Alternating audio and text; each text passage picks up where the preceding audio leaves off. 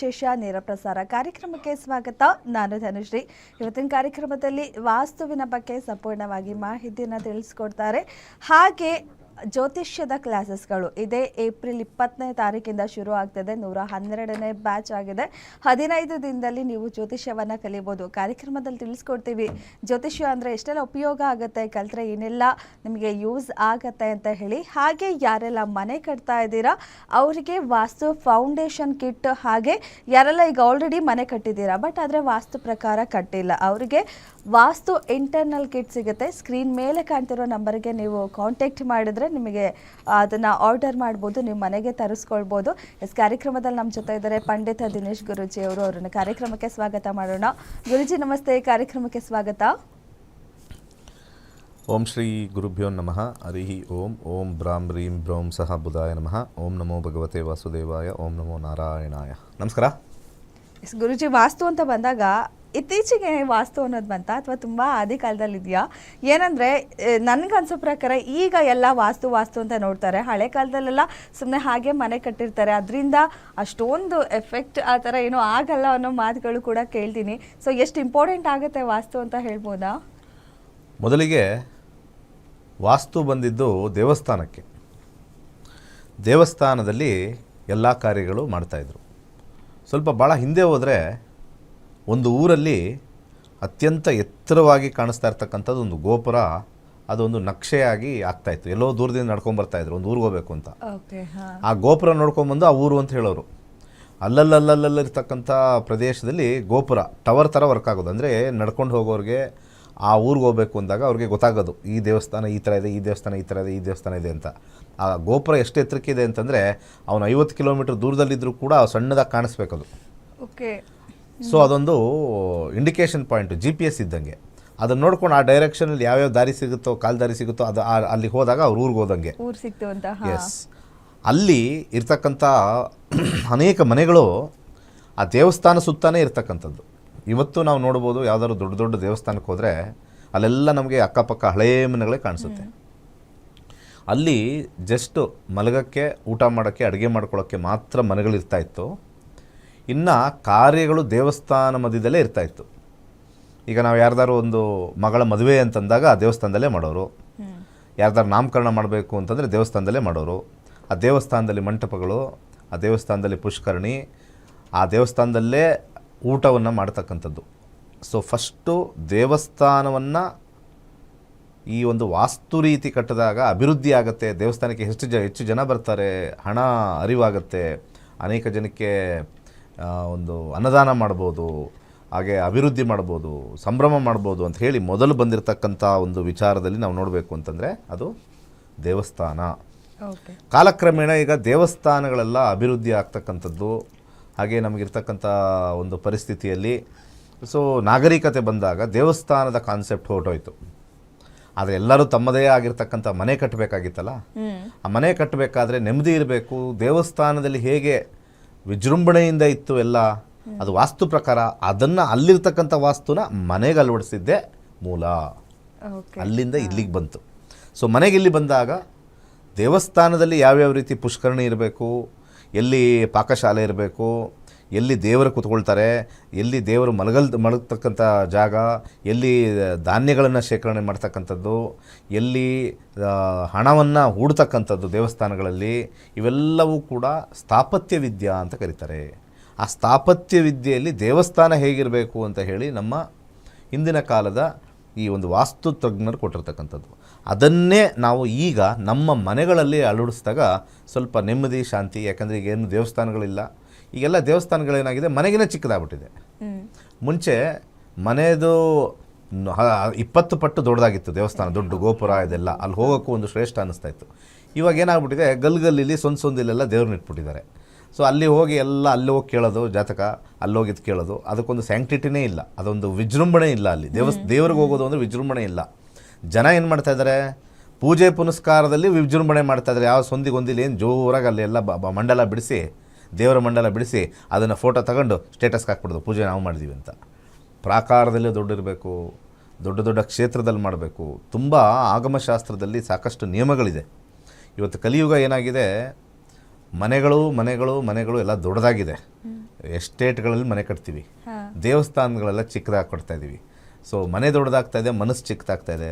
ಮನಸ್ಸು ಚಿಕ್ಕದಾದಾಗ ದೇವ್ರು ಏನು ಮಾಡ್ತಾನೆ, ಮನಸ್ಸಲ್ಲಿ ಜಾಗನೇ ಇಲ್ವಲ್ಲಪ್ಪ ಒಳ್ಳೇದು ತುಂಬಿಸೋಕ್ಕೆ ಅಂತ ಹೇಳಿ ಹಿಂಸೆ ಕೊಡ್ತಕ್ಕಂಥದ್ದು. ಈಗ ಸೊ ಆ ಹಾಗಿದ್ರೆ- ನಿಟ್ಟಿನಲ್ಲಿ ಅಲ್ಲ, ಎಲ್ಲಾ ಮನೆಗೂ ವಾಸ್ತು ಅಂದ್ರೆ ಒಂದೇ ತರ ಬರುತ್ತಾ ಅಥವಾ ಬೇರೆ ಬೇರೆ ತರ ಎಲ್ಲ ಬರುತ್ತಾ? ಒಂದೇ. ಈಗ ಆನ್ಲೈನ್ ಅಲ್ಲೆಲ್ಲ ನೋಡಿ, ಓಕೆ ಈ ಮೂಲೆಯಲ್ಲಿ ಇದು ಬರ್ಬೇಕು, ಇದು ಬರ್ಬೇಕು, ಇದು ಬರ್ಬೇಕು, ಸೇಮ್ ಹಾಗೆ ಎಲ್ಲದಕ್ಕೂ ಬರುತ್ತಾ ಎಲ್ರಿಗೂನು? ಎಲ್ಲ ಅದೇ ಬರುತ್ತೆ. ಆದರೆ ಎಲ್ಲ ಸೈಟ್ಗಳು ನಾರ್ತ್ ದಿಕ್ಕಿಗಿಲ್ವಲ್ಲ. ದಿಕ್ಕಿನ ಮೇಲೆ. ಓಕೆ. ಎಲ್ಲಿ ಟಿಲ್ಟ್ ಆಗುತ್ತೆ, ಈಗ ವಾಸ್ತು ಅಂದರೆ ಸಮತೋಲನ ಅಂತ ಕರಿತೀವಿ. ಏನು ಸಮತೋಲನ? ಅಲ್ಲಿ ಊಟ ಇದೆ, ಊಟ ಹೆಚ್ಚಿಗೆ ಮಾಡ್ಬಿಟ್ಟು ಯಾರು ತಿಂದಿಲ್ಲ ಅಂದರೆ ವೇಸ್ಟಾ? ಹೌದು. ಅದು ಸಮತೋಲನ ಇರಬೇಕು. ಮಲಗೋ ಜಾಗ ಇದೆ, ಯಾವಾಗಲೂ ಮಲಗಿದ್ರೆ ಕೆಲಸ ಆಗುತ್ತಾ? ಇಲ್ಲ. ಸಮತೋಲನ ಇರಬೇಕು. ಅಲ್ಲಿ ದೇವರ ಕೋಣೆ ಇದೆ, ಯಾವಾಗಲೂ 3 ಹೊತ್ತು ಪೂಜೆ ಮಾಡ್ತಾ ಇದ್ದರೆ ಅಲ್ಲಿ ನಮಗೆ ವ್ಯವಹಾರಗಳು ಅದು ಇದು ಆಗುತ್ತಾ? ಇಲ್ಲ. ಆ ಕಡೆ ಇನ್ನೊಂದು ಕಡೆ ಟಿ ವಿ ನೋಡೋದಿರುತ್ತೆ, ಯಾವಾಗಲೂ ಟಿ ವಿ ನೋಡಿಕೊಂಡು ಕಾಲಹರಣ ಮಾಡಿದ್ರೆ ಆಗುತ್ತಾ? ಎಲ್ಲ ಈಕ್ವಲ್ ಆಗಿರ್ಬೇಕು. ವಯಸ್ಸಾದವರು ರೆಸ್ಟ್ ತೊಗೊಳ್ಬೇಕು. ಸೊ ಎಲ್ಲ ಒಂದು ಮನೇಲಿರ್ತಕ್ಕಂಥ ಎಲ್ಲರಿಗೂ ಸಮತೋಲನ ಆಗೋಕ್ಕೆ ಒಂದು ಆಯಾ ಅಂತ ನಾವು ಹಾಕಿ, ಆ ಆಯಾ ಹಾಕಿ ಅಲ್ಲಿ ಸಮತೋಲನತೆ ಬಂದಿದೆ ಅಂತ ಹೇಳ್ಬಿಟ್ಟು ಬರಬೇಕು. ಯಾವಾಗ ಸೈಟ್ ಈ ಥರ ಟಿಲ್ಟ್ ಆಗುತ್ತೆ, ಯಾವುದಾದ್ರು ಒಂದು ಉಚ್ಚ ಆಗುತ್ತೆ, ಒಂದು ನೀಚ ಆಗುತ್ತೆ, ಅಂದರೆ ಅಗ್ನಿಮೂಲೆ ಸ್ವಲ್ಪ ಉಜ್ವಲವಾಗುತ್ತೆ, ಬೇರೆ ಕಡೆ ಕಮ್ಮಿ ಆಗುತ್ತೆ. ಅಂದರೆ ಒಂದು ಎಕ್ಸಾಂಪಲ್ ಹೇಳ್ತೀನಿ ವಾಸ್ತು ದೋಷ ಅಂದರೆ ಏನು ಅಂತ. ಇಲ್ಲಿ ನಮಗೆ ಒಂದು ಸೌತ್ ಈಸ್ಟ್ ಕಾರ್ನರ್ ತುಂಬ ಬೆಳೆದಿದೆ, ಅಂದರೆ ಅದು ಟಿಲ್ಟ್ ಆಗಿಬಿಟ್ಟು ಜಾಸ್ತಿ ಆಗಿದೆ ಅಂದಾಗ ಹಣ ಜಾಸ್ತಿ ಬರುತ್ತೆ. ಈ ಕಡೆ ಇರತಕ್ಕಂಥ ಸಂಬಂಧದಲ್ಲಿ ಇರತಕ್ಕಂಥ ಚಿಕ್ಕದಾಗುತ್ತೆ, ಅಂದರೆ ದುಡ್ಡು ಬೇಜಾನ್ ಬರ್ತಾ ಇದೆ, ಗಂಡ ಹೆಂಡತಿ ಸಂಬಂಧ ಸರಿ ಇಲ್ಲ, ಅವ್ರ ಕಡೆ ಇವ್ರ ಕಡೆ ಮಾಡ್ತಾರೆ. ಈ ಕಡೆ ಜಾಸ್ತಿ ಆದರೆ ಸಂಬಂಧ ತುಂಬ ಚೆನ್ನಾಗಿದೆ, ಇಬ್ಬರು ಏನಾದ್ರು ಮಾಡಬೇಕು ಅಂದರೆ ದುಡ್ಡಿಲ್ಲ. ಈ ರೀತಿಯಾಗಿರ್ತಕ್ಕಂಥದ್ದು ಜನಗಳಿಗೆ ಸ್ವಲ್ಪ ಈ ವಿಚಾರದಲ್ಲಿ ಜ್ಞಾನ ಅಂತ ಏನು ಹೇಳ್ತೀವಿ ಅದು ಸ್ವಲ್ಪ ಕಮ್ಮಿ ಇದೆ. ಸುಮ್ಮನೆ ನಾವು ಮನೆ ತಗೊಂಡಿದ್ದೀವಿ, ವಾಸ್ತು ಕಟ್ಟಿದ್ದೀವಿ, ಎಲ್ಲ ಕಡೆ ಆ ಡೈರೆಕ್ಷನ್ಗೆ ಹಾಕ್ಬಿಟ್ಟಿದ್ದೀವಿ ಅಂದರೆ, ಭೂಮಿಯಲ್ಲಿರ್ತಕ್ಕಂಥ ನಾರ್ತ್ ಡೈರೆಕ್ಷನಲ್ಲಿ ಟಿಲ್ಟ್ ಆಗಿದ್ದರೆ ಮಾತ್ರ, ಇದನ್ನು ಯಾರೂ ಹೇಳಲ್ಲ. ಜಾತಕ ಕೆಟ್ಟಿದ್ರೂ ಕೂಡ ವಾಸಸ್ಥಳ ಚೆನ್ನಾಗಿರಬೇಕು. ಅರ್ಥ ಮಾಡ್ಕೊಳ್ಳಿ. ನಿಮ್ಮ ಜಾತಕ ಚೆನ್ನಾಗಿದೆ ಅಂತ ಅನ್ಕೊಳ್ಳೋಣ, ಫಾರ್ ಎಕ್ಸಾಂಪಲ್ ಜಾತಕ ಚೆನ್ನಾಗಿದೆ ಅನ್ಕೊಳ್ಳೋಣ, ಆಫ್ಘಾನಿಸ್ತಾನಲ್ಲಿ ಹೋಗಿರಿ, ನಿಮ್ಮ ಜಾತಕ ಚೆನ್ನಾಗಿದೆಯಲ್ಲ, ಭಯ ಅಲ್ಲಿ ಯಾವಾಗ ಗುಂಡು ಹೊಡಿತಾರೋ ಗೊತ್ತಿಲ್ಲ. ಸೊ ಜಾತಕ ಅಂತಕ್ಕಂಥದ್ದು ಚೆನ್ನಾಗಿದ್ದರೂ ಕೂಡ ಸ್ಥಳ ಮಹಿಮೆ ಅಂತ ಕರಿತೀವಿ. ಅದಕ್ಕೆ ನಾವು ಕ್ಷೇತ್ರ ಮಹಿಮೆ, ದೇವರ ಮಹಿಮೆ, ಸ್ಥಳ ಮಹಿಮೆ ಅಂತ ಕರೆಯೋದು. ಆ ಸ್ಥಳ ಮಹಿಮೆ ನಿಮ್ಮ ಮನೇಲಿ ಮಾಡ್ಕೊಳ್ಳಿ. ಆ ಕಾರಣಕ್ಕೆ ಮೊಟ್ಟ ಮೊದಲದಾಗಿ ನಾವು ಫೌಂಡೇಶನ್ ಕಿಟ್ ಅಂತ ಮಾಡ್ತೀವಿ. ಮನೆ ಕಟ್ಟೋಕ್ಕಿಂತ ಮುಂಚೆ ಫೌಂಡೇಶನ್ ಕಿಟ್ ಹಾಕ್ಕೊಳ್ಳಿ. ಎಲ್ಲೂ ಯಾರೂ ಮಾಡದೇ ಇರತಕ್ಕಂಥದ್ದು. ಇದರಲ್ಲಿ ಸಾಕಷ್ಟು ಐಟಮ್ಸ್ ಬರುತ್ತೆ, ಹೆಚ್ಚು ಕಮ್ಮಿ 11 ಐಟಮ್ಸು, 729 ಸಣ್ಣ ಸಣ್ಣ ಪಿರಮಿಡ್ಸ್ ಬರುತ್ತೆ ಸೌತ್ ವೆಸ್ಟಲ್ಲಿ ಹಾಕೋಕ್ಕೆ. ಇದು ಯಾರಿಗೂ ಗೊತ್ತಿಲ್ಲ. ಲಕ್ಷಾಂತರ ರೂಪಾಯಿ ಖರ್ಚು ಮಾಡ್ತಾರೆ. ನಾನು ನೋಡಿದ್ದೀನಿ ಕೆಲವರು ಹಾಳಾಗೋಕ್ಕೆ ದೇವರು ಹೆಂಗೆಲ್ಲ ಪ್ರಮೋಟ್ ಮಾಡ್ತಾನೆ ಅಂದರೆ, ಲಕ್ಷಾಂತರ ರೂಪಾಯಿ ಖರ್ಚು ಮಾಡ್ತಾರೆ ಮನೆ ಕಟ್ಟೋಕ್ಕೆ. ಒಂದು ಟಾಯ್ಲೆಟ್ದು ಟ್ಯಾಪ್ ಹಾಕೋಕ್ಕೆ 3,000-4,000 ರೂಪಾಯಿ ಆಗುತ್ತೆ. ಒಂದು 4 ಟ್ಯಾಪ್ ಹಾಕೋಗ್ಬಿಟ್ರೆ ಅದೇ ಒಂದು 50,000 ರೂಪಾಯಿ ಇವತ್ತಿನ ದಿವಸ ಒಂದು ಟ್ಯಾಪ್. ಅದು 1 ವರ್ಷ ಆದಮೇಲೆ ತೋಟ ಅಂತ ಬೀಳ್ತದೆ ನೀರು. ಅಂಥದ್ರಲ್ಲಿ ಒಂದು ವಾಸ್ತು ಕಿಟ್ಟು ಒಂದು ರೇಟ್ ಹೇಳಿದ್ದೀವಿ ಅಂತಂದರೆ ಅಂತಾರೆ, ಏನೋ ದೊಡ್ಡದಿರ್ತಕ್ಕಂಥ ಮನೆ ಕಟ್ಟಿದ್ದು ಲಕ್ಷಾಂತರ ರೂಪಾಯಿ ಹಾಕಿ ಆಮೇಲೆ ಸಾಲ ಮಾಡಿ ಬಡ್ಡಿ ಕಟ್ಟಿ ಮನೆ ಮಾರಬೇಕಾದ್ರೆ ಆಮೇಲೆ ಯೋಚನೆ ಬರುತ್ತೆ, ಅಯ್ಯೋ ಒಂದು ವಾಸ್ತು ಕಿಟ್ಟು ಫೌಂಡೇಶನ್ ಕಿಟ್ ಹಾಕಬೇಕಾಗಿತ್ತಲ್ಲ, ಏನಾದ್ರು ನಮ್ಗೆ ಬದಲಾಗದ ಅಂತ. ಜನಗಳ ಬುದ್ಧಿ ಪೆದ್ದು ಬುದ್ಧಿ ಅಂತ ಅದಕ್ಕೆ ನಿಮ್ಗೆ ಕರೆಯೋದು. ಯಾವಾಗ ಸರಸ್ವತಿನ ನೋಡಿ, ಇದೆಲ್ಲ ಸರಸ್ವತಿ ಇದ್ದಂಗೆ. ಜನ ಹೆಂಗೆ ಥಿಂಕ್ ಮಾಡ್ತೀರಿ ಗೊತ್ತಲ್ಲ, ನೀವೆಲ್ಲ ಲಕ್ಷ್ಮೀನ ನೋಡ್ತೀರಾ. ಇವತ್ತು ನಿಮ್ಮ ಮಕ್ಕಳು ಚೆನ್ನಾಗಿ ಓದಿದ್ರೆ ನೆಕ್ಸ್ಟ್ ಏನು ಬರುತ್ತೆ, ಒಳ್ಳೆ ಕೆಲಸ ಸಿಗುತ್ತೆ, ಸಂಬಳ ಬರುತ್ತಲ್ವ ಲಕ್ಷ್ಮಿ. ಫಸ್ಟು ಚೆನ್ನಾಗಿರೋ ಕೆಲಸ ಸಿಗುತ್ತೆ ಅಂತ ಯೋಚನೆ ಮಾಡಿ ಇಲ್ಲಿ ಓದದೇ ಇದ್ದರೆ, ಸರಸ್ವತಿ ಮಾಡದೇ ಇದ್ದರೆ. ಸೊ ಅಷ್ಟೇ, ಇದೆಲ್ಲ ಸರಸ್ವತಿಯ ವಸ್ತುಗಳು. 11 ವಸ್ತುಗಳನ್ನು ಹಾಕ್ತಕ್ಕಂಥದ್ದು ವಿಶೇಷವಾಗಿ. ಅದರಲ್ಲಿ ಪಂಚಲೋಹ ಅಂತ ಬಂದು ಗೋಲ್ಡು ಬರುತ್ತೆ, ಹಾಕ್ಬೇಕು ನೀವು. ಬಂಗಾರನೂ ಭೂಮಿಯೊಳಗೆ ಹಾಕ್ಬೇಕು ನಾವು. ಅಲ್ಲಿಂದ ಎತ್ಕೊಂಡು ಮೈ ಮೇಲೆ ಹಾಕೊಂಡಿದ್ದೀವಿ, ಒಂದು ಸ್ವಲ್ಪ ಆದರೂ ಭೂಮಿಗೆ ಹಾಕಬೇಕಲ್ಲ ಬಂಗಾರ. ಈಗ ಬಂಗಾರನೆಲ್ಲ ಮೈ ಮೇಲೆ ಏರ್ಕೊಂಡಿದ್ದೀವಿ. ಸೊ ನಮ್ಮ ಭೂಮಿಲೂ ಬಂಗಾರವಾಗಿರಲಿ ಅಂತ ಹೇಳಿ ಬಂಗಾರನೂ ಹಾಕ್ತಕ್ಕಂಥದ್ದು ನಾವು ಪ್ರೊವೈಡ್ ಮಾಡ್ತೀವಿ. ಅದ್ರ ಜೊತೆಗೆ ಈ ಭೂಮಿ ಅಂತಕ್ಕಂಥದ್ದು ನವರತ್ನಗಳಿಂದ ಕೂಡಿರ್ತಕ್ಕಂಥದ್ದು. ನಾವೇನು ನವರತ್ನಗಳು ಹಾಕೊಳ್ತೀವಲ್ಲ ಅವೆಲ್ಲ ಕಲ್ಲುಗಳೇ, ಅದು ವಿಶೇಷ ಕಲ್ಲುಗಳು ಅಂತ ಹೇಳ್ತೀವಿ. ವಿಶೇಷ ಕಲ್ಲುಗಳು. ಆ ವಿಶೇಷ ಕಲ್ಲುಗಳನ್ನೆಲ್ಲ ನಾವು ಭೂಮಿಲಿ ಹಾಕೋಕ್ಕಾಗಲ್ಲ ಅಂದ್ಬಿಟ್ಟು ಅಲ್ಲಲ್ಲಿ ಸಿಕ್ಕಿರ್ತಕ್ಕಂಥ ಈ ಒಂದು ನವರತ್ನಗಳನ್ನು ಹಾಕ್ತಕ್ಕಂಥದ್ದು ಅದರೊಳಗಿದೆ. ಅದರ ಜೊತೆಗೆ ಪಿರಮಿಡ್ಗಳಿದ್ದಾವೆ. ಪಿರಮಿಡ್ ಗೋಪುರ ಆಕಾರದಲ್ಲಿ ವರ್ಕ್ ಆಗುತ್ತೆ. ಹಾಗೆ ಈಶಾನ್ಯ ಇದರಲ್ಲಿ ಜಾಗದಲ್ಲಿ ಹೋಮದ ಸಾಮಗ್ರಿಗಳನ್ನು ಹಾಕಬೇಕು, ಅದು ಕೂಡ ಫೌಂಡೇಶನ್ ಕಿಟ್ಟಲ್ಲಿ ಬರುತ್ತೆ. ಹೋಮದ ಸಾಮಗ್ರಿಗಳನ್ನ ಹಾಕಬೇಕಲ್ಲಿ, ಸುಮ್ಮನೆ ಏನಂದರೆ ಅಲ್ಲ. ಅದ್ರ ಜೊತೆಗೆ ನಾರ್ತಲ್ಲಿ ಎಕ್ಕದ ಗಿಡದಿಂದ ಮಾಡಿರ್ತಕ್ಕಂಥ ಗಣಪತಿ ಹಾಕಬೇಕು. ಇದು ಫೌಂಡೇಶನ್ ಕಿಟ್ ಅಂದರೆ. ಫೌಂಡೇಶನ್ ಕಿಟ್ ಅಂದರೆ ಯಾರ್ಯಾರು ಏನೇನೋ ಅಂದ್ಕೊಂಡಿದ್ದೀರ ನೀವೆಲ್ಲ. ಫೌಂಡೇಶನ್ ಕಿಟ್ ಹಾಕಬೇಕು. ಅದಾದ ನಂತರ ನೀವು ಇನ್ನೂ ಅಭಿವೃದ್ಧಿ ಆಗಬೇಕು ಅಂದರೆ ಇಂಟರ್ನಲ್ ಕಿಟ್ ಅಂತ ಬರುತ್ತೆ, ಅದು ಇನ್ನೊಂದು ದಿವಸ ಮಾತಾಡ್ತೀನಿ. ಅದರ ಜೊತೆಗೆ ಸರಿಯಾಗಿರ್ತಕ್ಕಂಥ ಪ್ಲ್ಯಾನಿಂಗ್ ಮಾಡಬೇಕು. ಎಲ್ಲನೂ ಒಂದೊಂದು ಸ್ಟೆಪ್ಪು. ಫೌಂಡೇಶನ್ ಸ್ಟ್ರಾಂಗ್ ಇದ್ದರೆ ಬಿಲ್ಡಿಂಗ್ ಹೆಂಗೆ ಬೇಕಾದ್ರೆ ಕಟ್ಟಿ ಸಮಸ್ಯೆ ಆದರೂ ಕೂಡ ಇನ್ನೊಂದು ಮತ್ತೆ ರೀಬಿಲ್ಡ್ ಮಾಡ್ಬೋದು. ಫೌಂಡೇಶನ್ನೇ ವೀಕ್ ಮಾಡಿಕೊಂಡು ಮೇಲ್ಗಡೆ ಎಲ್ಲ ನಾವು ವಾಸ್ತು ಪ್ರಕಾರ ಕಟ್ಟಿದ್ದೀವಿ ಅಂದ್ಬಿಟ್ರೆ ಎಲ್ಲಿ ವರ್ಕ್ ಆಗುತ್ತೆ? ಫೌಂಡೇಶನ್ ಸ್ಟ್ರಾಂಗ್ ಆಗಿರಬೇಕು. ಯಾಕೆಂದರೆ ಭೂಮಿಯಲ್ಲಿ ನಾವು ಅಗದಾಗ ಜಿಯೋಪತಿಕ್ ಸ್ಟ್ರೆಸ್ ಆಗುತ್ತೆ. ಅಂದರೆ ಭೂಮಿ ನೇಚರ್ ಎಷ್ಟೋ ಕೋಟಿ ವರ್ಷಗಳ ಹಿಂದೆ ಇರ್ತಕ್ಕಂಥ ಭೂಮಿನ ನಾವು ಅಗದು ಬಿಡ್ತೀವಿ, ಟಿಕ್ ಟಿಕ್ ಟಿಕ್ ಟಿಕ್ ಅಂತ ಅಗದು ಬಿಡ್ತೀವಿ, ಡಿಸ್ಟರ್ಬ್ ಮಾಡಿಬಿಡ್ತೀವಿ. ಅಲ್ಲಿ ಎನರ್ಜೀಸ್ ಅಂತೆಲ್ಲ ಇದೆಯಲ್ವಾ. ಐನ್ಸ್ಟೀನ್ ಏನು ಹೇಳ್ತಾನೆ? E = mc². E = mc² ಅಂತಂದರೆ ಒಂದು ಈ ಕನ್ನಡಕದಲ್ಲೂ ಕೂಡ ಒಂದು ಎನರ್ಜಿ ಇದೆ, ಒಂದು ಪ್ಲಾಸ್ಟಿಕಲ್ಲೂ ಒಂದು ಎನರ್ಜಿ ಇದೆ, ಒಂದು ಪದಾರ್ಥದಲ್ಲೂ ಎನರ್ಜಿ ಇದೆ, ಅದರೊಳಗೆ ಒಂದು ಅಣು ಇದೆ, ಎನರ್ಜಿಯ ಅಣು ಇದೆ, ಕಣ ಇದೆ. ಸೊ ಎಲ್ಲದರಲ್ಲೂ ಕೂಡ ಎನರ್ಜಿ ಇದೆ ಅಂತಂದಮೇಲೆ ಭೂಮಿಲೂ ಒಂದು ಎನರ್ಜಿ ಇತ್ತು, ಅದನ್ನು ಡಿಸ್ಟರ್ಬ್ ಮಾಡಿದ್ವಿ. ಮತ್ತು ಡಿಸ್ಟರ್ಬ್ ಮಾಡಿಬಿಟ್ಟು ನಮ್ಮ ಪ್ರಕಾರ ಹಾಕ್ಕೊಂಡಿರ್ತೀವಿ ಎನರ್ಜಿ. ಆ ಎನರ್ಜಿ ನೆಗೆಟಿವ್ ಆಗಿದ್ದರೆ ಮನೇಲಿ ಹೋಗಿದ ತಕ್ಷಣ ಯಾಕೋ ಮನೆ ಕಟ್ಟಿದ್ವಿ, ಹೋಗಿದ ತಕ್ಷಣ ಎಲ್ಲ ಹಾಳಾಯಿತು, ಮಗ ಹಾಳಾದ, ಗಂಡ ಆ್ಯಕ್ಸಿಡೆಂಟಲ್ಲಿ ಸತ್ತ, ಈ ಮನೆಗೆ ಬಂದ ಮೇಲೆ ಎಲ್ಲ ದುಡ್ಡು ಹಾಳಾಯಿತು, ಮಾಡ್ಕೊಳ್ಳಿ. ಯಾಕಂದರೆ ನೇಚರ್ನ ನಾವು ಅಲ್ಲಾಡಿಸಿ ಇರೋ ಒಂದು 2 ದಿವಸ. ಆ್ಯಕ್ಚುಲಿ ನಿಮ್ಗೊಂದು ಮಾತು ಹೇಳ್ತೀನಿ, ಶಾಸ್ತ್ರದ ಪ್ರಕಾರ ನಾವು ಮನೆ ಕಟ್ಟಂಗಿಲ್ಲ. ಕಟ್ಟಂಗೇ ಇಲ್ಲ. ಶಾಸ್ತ್ರದ ಪ್ರಕಾರ, ನಮ್ಮ ಮೂಲ ಶಾಸ್ತ್ರದ ಪ್ರಕಾರ ನಾವೆಲ್ಲ ಈ ತ್ಯಾಪೆ ಮನೇಲಿ ಇರಬೇಕು. ತ್ಯಾಪೆ ಮನೆ ಅಂದರೆ ಇದೆಲ್ಲ ಗರಿಗಳೆಲ್ಲ ಸುಮ್ಮನೆ ಮಣ್ಣಲ್ಲಿ ಕಟ್ಟಬೇಕಷ್ಟೇ, ಗೋಡೆ.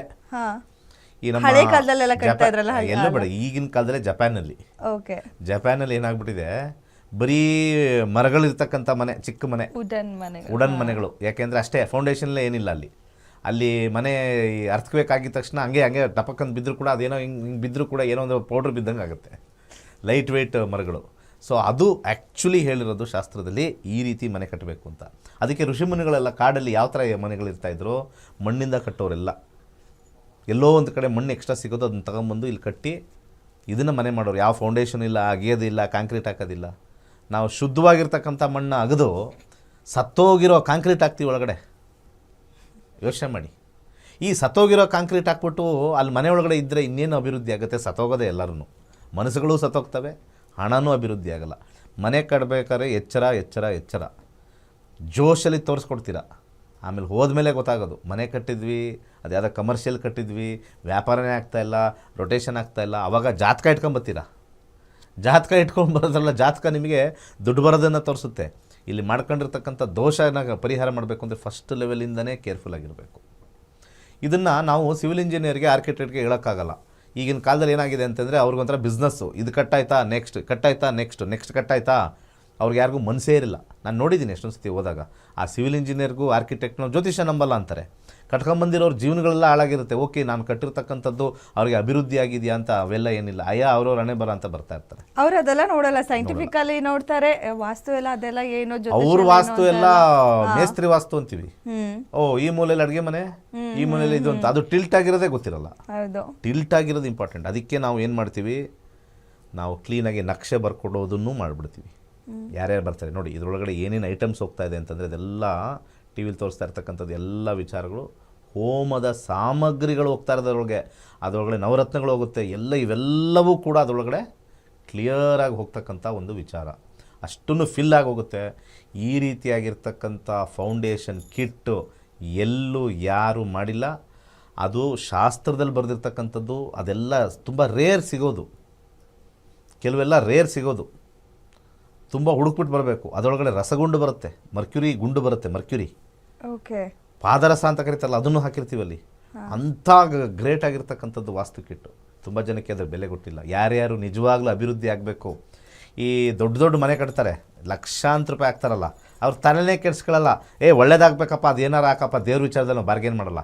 ಈ ಕಮ್ಮಿ ಇದ್ದು ಹಾಳಾಗ್ತಾರಲ್ಲ, ಅವ್ರು ಬಾರ್ಗೇನ್ ಮಾಡ್ತಾರೆ. ಏನಕ್ಕೆ ಅಷ್ಟು ರೇಟು, ಏನಕ್ಕಿದು ಬಾರ್ಗೇನು? ಅವು ಮುಂದೆ ಉದ್ಧಾರವೇ ಆಗಲ್ಲ. ಅದು ಹಂಗೆ ಅಷ್ಟೇ. ಗೋಲ್ಡ್ನ ಹೋಗ್ಬಿಟ್ಟು ಕಬ್ಬಣದ ಬೆಲೆ ಕೇಳಿದ್ರೆ ಏನಾಗುತ್ತೆ? ಆ ಬುದ್ಧಿ ಸ್ವಲ್ಪ ಜನಗಳಿದೆ. ಗೋಲ್ಡಲ್ಲಿ ಯಾರು ಇದು ಬಾರ್ಗೇನ್ ಮಾಡಲ್ಲ. ಈ ಫೌಂಡೇಶನ್ ಕಿಟ್ ಇವೆಲ್ಲ ಗೋಲ್ಡ್ ಇದ್ದಂಗೆ ಇದು. ಅಂದ್ರೆ ವ್ಯಾಲ್ಯೂ ತಿಳ್ಕೊಳ್ಳೋವರೆಗೂ ಅದ್ರ ಬೆಲೆ Yes, ಗೊತ್ತಾಗಲ್ಲ yes. ಅಂತ ಯಾಕೆಂದ್ರೆ ಅದನ್ನ ಅವ್ರ ಅಭಿವೃದ್ಧಿಗೆ ಕೊಡ್ತಾ ಇರೋದಲ್ವಾ ಅಷ್ಟೇ. ಓಕೆ ಗುರುಜಿ, ಮುಂದುವರ್ಸೋಣ, ಒಂದು ಬ್ರೇಕ್ ತಗೊಳ್ಳೋಣ. ಎಸ್, ಕಾರ್ಯಕ್ರಮ ಮುಂದುವರಿಯುತ್ತೆ ಒಂದು ಪುಟ್ಟ ವಿರಾಮದ ಬಳಿಕ.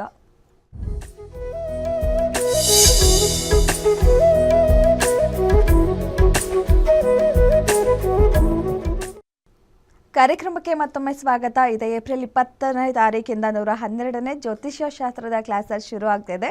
ಹಾಗೆ ನೀವು ಕ್ಲಾಸಸ್ಸಲ್ಲಿ ಯಾವೆಲ್ಲ ವಿಚಾರಗಳ ಬಗ್ಗೆ ತಿಳ್ಕೊಳ್ತೀರಾ ಅನ್ನೋದ್ರ ಬಗ್ಗೆ ಈ ವಿಡಿಯೋದಲ್ಲಿ ಸಂಪೂರ್ಣವಾಗಿದೆ, ನೋಡ್ಕೊಂಡು ಬನ್ನಿ. ಎಲ್ಲರಿಗೂ ನಮಸ್ಕಾರ. ವೈಜ್ಞಾನಿಕ ತಂತ್ರಜ್ಞಾನವನ್ನು ಒಳಗೊಂಡಿರುವ ನಕ್ಷತ್ರ ನಾಡಿ ಜ್ಯೋತಿಷ್ಯ ತರಗತಿಗಳಿಗೆ ಸುಸ್ವಾಗತ.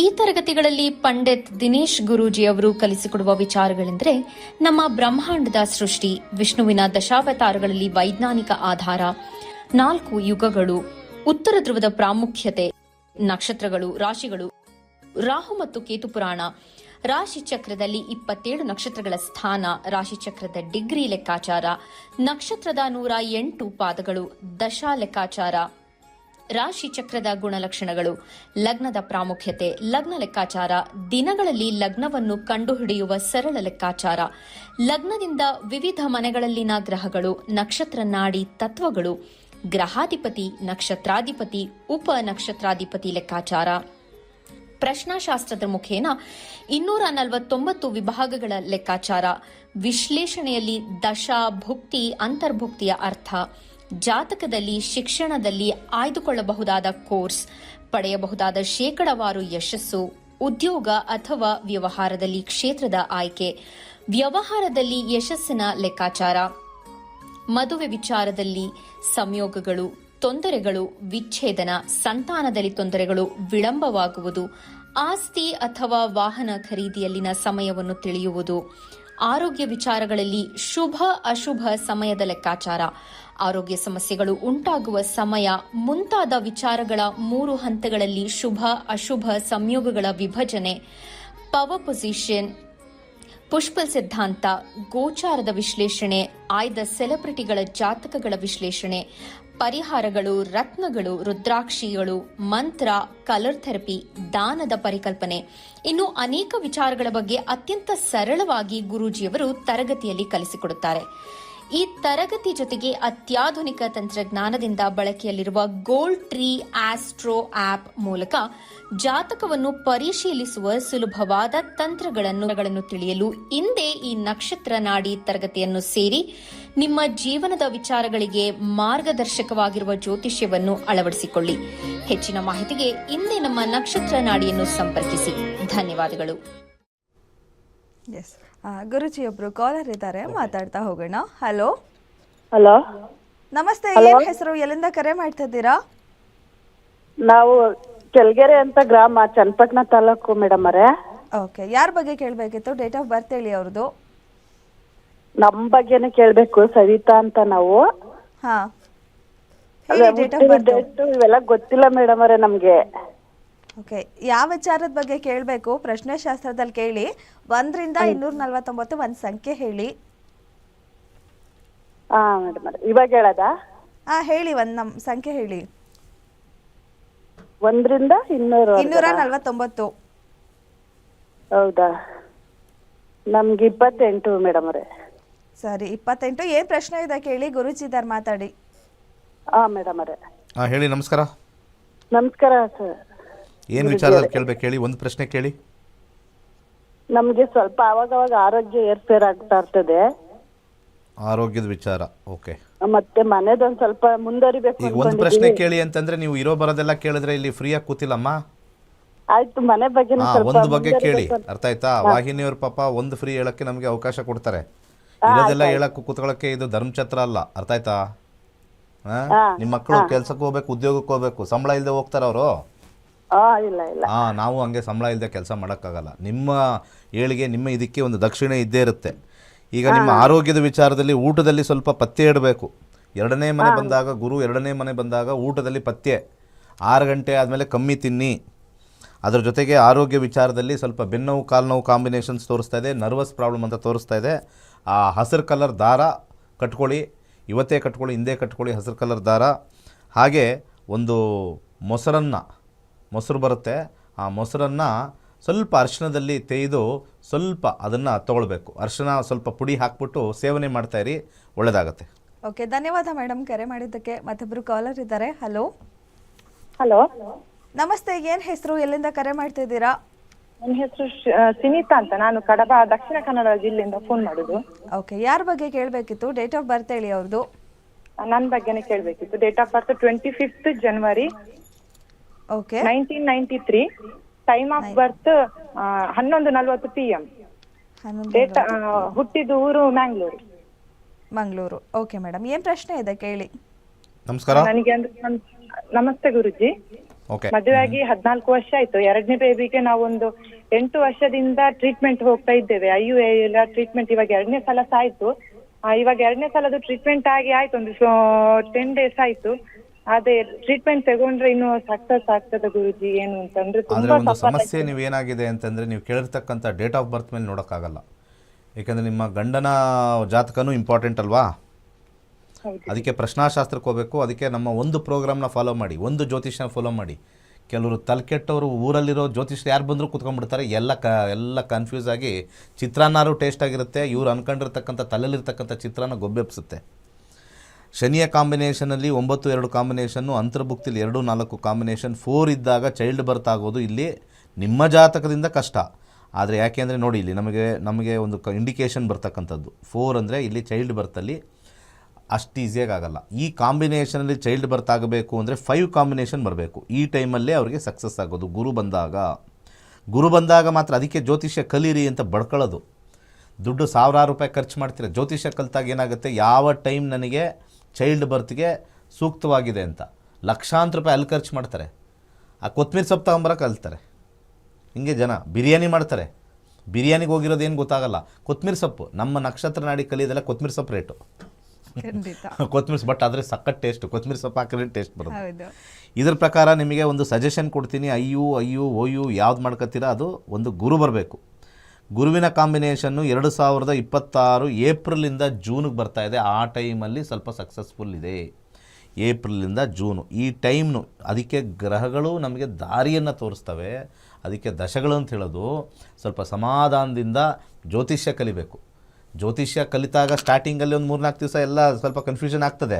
ಹೋಗ್ತಾ ನೀರು ಕುಡ್ದಂಗೆ ಇವೆಲ್ಲ ನೀರು ಕುಡ್ದಂಗೆ. ಇಲ್ಲಿ ಗುರು ಬರ್ತಕ್ಕಂಥ ಸಮಯದಲ್ಲಿ ಹಾಕೋಬೇಕು. ಅದ್ರ ಜೊತೆಗೆ ನಾನು ಒಂದು ಉಂಗುರ ಸಜೆಸ್ಟ್ ಮಾಡ್ತೀನಿ. 5ನೇ ಮನೆ ಇರ್ತಕ್ಕಂಥದ್ದು 5-11 ಅಂದರೆ ನಮಗೆ ಮಕ್ಕಳ ಕೊಡ್ತಕ್ಕಂಥ ಭಾಗ್ಯವನ್ನು ಕೊಡ್ತಕ್ಕಂಥ ಒಂದು ಗ್ರಹ ಬಂದ್ಬಿಟ್ಟು ಚಂದ್ರ. ಸೊ ಬಲಗೈ ಉಂಗುರದ ಬೆರಳಿಗೆ ಬಸರಾ ಪರ್ಲ್ ಅಂತ ಸಿಗುತ್ತೆ, ಅಥವಾ ಮುತ್ತನ್ನು, ಒಳ್ಳೆ ಕ್ವಾಲಿಟಿ ಮುತ್ತನ್ನು ಧರಿಸಿ, ಒಳ್ಳೆಯದಾಗತ್ತೆ. ಓಕೆ, ಧನ್ಯವಾದ ಮೇಡಮ್ ಕರೆ ಮಾಡಿದ್ದಕ್ಕೆ. ಎಸ್, ಹೌದಲ್ವಾ, ಇವಾಗ ಆ ಟೈಮಲ್ಲಿ ಅವ್ರಿಗೆ ಆಗಲ್ಲ ಅಂತ ಅಂದ್ಕೊಂಡು ಆ ಟೈಮಲ್ಲಿ ಏನೇ ಪ್ರಯತ್ನ ಪಟ್ಟು ಎಷ್ಟೇ ದುಡ್ಡು ಖರ್ಚು ಮಾಡಿದ್ರು ಅದು ಆಗಲ್ಲ. ಬಟ್ ಆ ಟೈಮ್ ಅನ್ನೋದು ತುಂಬ ಇಂಪಾರ್ಟೆಂಟ್ ಆಗುತ್ತೆ. ಯಾವಾಗ ಏನಾಗುತ್ತೆ, ಪೂಜೆ ಮಾಡಿಸಿದ ತಕ್ಷಣ ನಾಳೆ ಬೆಳಿಗ್ಗೆ ಆಗುತ್ತೆ ಅನ್ನೋ ಕಾನ್ಸೆಪ್ಟ್ ಎಲ್ಲ ಸುಳ್ಳು. ಅದಕ್ಕೆ ಜನಗಳು ಪೂಜೆಯಿಂದ ಹೋಗ್ತಾರೆ, ದೇವ್ರನ್ನ ಬೈತಾರೆ. ಆಮೇಲೆ ಆ ಮಾಡಿಸೋನ್ ಬೈಯಲ್ಲ. ಅವ್ನು ಯಾವನಾದ್ರು ಬಂದ್ಬಿಟ್ಟು ಆ ಪೂಜೆ ಮಾಡಿಸಿ ಇವ್ನ ಪೂಜೆ ಮಾಡಿಸಿ ಅವ್ನು ಬೈಯಲ್ಲ, ದೇವ್ರನ್ನೇ ಬೈದ್ಬಿಡೋದು. ಅಂದ್ರೆ ನಾವು ಪೂಜೆ ಮಾಡಿದ್ರು ಫಲ ಕೊಟ್ಟಿಲ್ಲ ಅಂತ ದೇವ್ರಿಗೆ ಬೈತಾರೆ. ನಾವು ಇಷ್ಟೆಲ್ಲ ಪೂಜೆ ಮಾಡಿದ್ರಿ ಆದ್ರೂ ಅವ್ನು ಹೇಳ್ತಾನೆ ಕಾಲ ಬಂದಾಗ ನಿಂಗೆ ಸಿಗುತ್ತೆ, ಸ್ವಲ್ಪ ವೆಯ್ಟ್ ಮಾಡು ಅಂತ ಹೇಳೋಗಿರ್ತಾನೆ ಫಸ್ಟೇ. ಇವ್ರಿಗೆಲ್ಲ ತಲೆಕೆಟ್ಟವರು, ಇವತ್ತೇ ಬೇಕು ನಾಳೆನೇ ಬೇಕು, ಮಕ್ಕಳ ಥರ ಹಠ ಪಡ್ತಾರೆ. ಅನುಭವಿಸಿ ಅಂತಾನೆ. ಕಾಲ ಬಂದಾಗಲೇ ಎಲ್ಲವೂ ಆಗೋದು.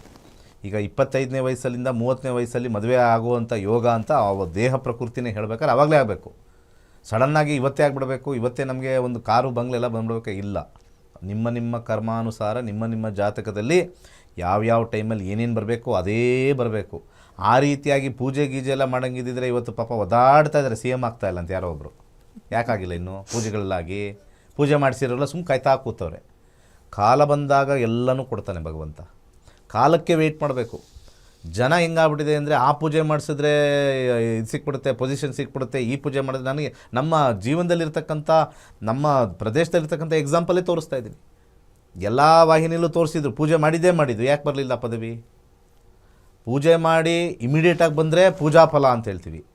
ಪೂಜೆ ಮಾಡಿ ಲೇಟಾಗಿ ಬಂದರೆ ಪೂಜಾ ಫಲ ಇಲ್ಲ, ಅವನ ಜಾತಕದ ಬಲ. ಸೊ ಫೈನಲಿ ಜಾತಕದಲ್ಲಿ ಯಾವಾಗ ಯಾವ ಟೈಮು ಭಗವಂತ ಕೊಡಬೇಕು ಅಂತ ನಿಶ್ಚಯ ಮಾಡಿರ್ತಾನೋ, ಕಾಲ ಬಂದಾಗ ಹಾಗೇ ಆಗುತ್ತೆ.